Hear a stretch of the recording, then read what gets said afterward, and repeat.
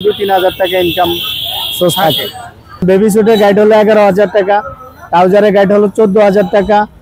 আপনার এটা আমাদের গাউন ব্যবসা বলে, গাউন ব্যবসা, জি, পুরান মালের ব্যবসা। আচ্ছা আচ্ছা। আমি এই ব্যবসাটা আজকে 7 বছর করি।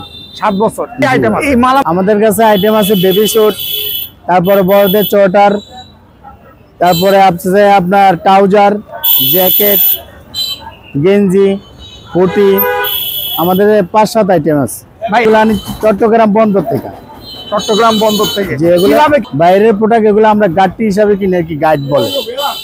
যেমন একটা গাইড একদম রেট, যেমন বেবি স্যুটের গাইড হলো 11,000 টাকা, ট্রাউজারের গাইড হলো 14,000 টাকা, আপনার চোয়াটারের গাইড হলো 9,000 টাকা, জ্যাকেটের গাইড হলো 17,500 টাকা। এইভাবে কিনি। আচ্ছা ভাই, এগুলো আমরা নিজেরাই কিনি। হয়তো বেশিরভাগ পরে, কিন্তু মাঝে মাঝে হয়তো 2-1টা খারাপ পড়ে গাইডের মাধ্যমে। বলতে নাই, হয়তো মনে করেন যে ব্যবসা কম, যে লাস্ট পর্যায়ে আমাদের মাল থেকে যায়, এটা হলো আর কি। চালান থাকে না, কিন্তু ব্যবসার বাবদে হয়তো মালগুলা থেকে যায়, কিছু মাল থেকে যায়। এটা আবার পরবর্তী বছরে আমরা এই মালগুলো আবার রিপ্লেস করি, বিক্রি করার জন্য। ভাই, এই ব্যবসাটা করতে কেমন টাকা পুঁজি লাগে?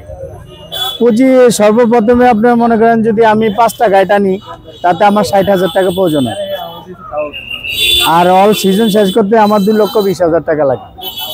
যদি 1 লাখ ইনভেস্ট করি তাহলে করতে পারি, আর নাহলে হয়তো ওইভাবে আমি একটার পর একটা বিক্রি করে তারপরে আনতে পারি। ডেলি আনুমানিক মনে করেন হয়তো 10-12 হাজার টাকা বিক্রি হলে মনে করেন 2-3 হাজার টাকা ইনকাম সোর্স থাকে।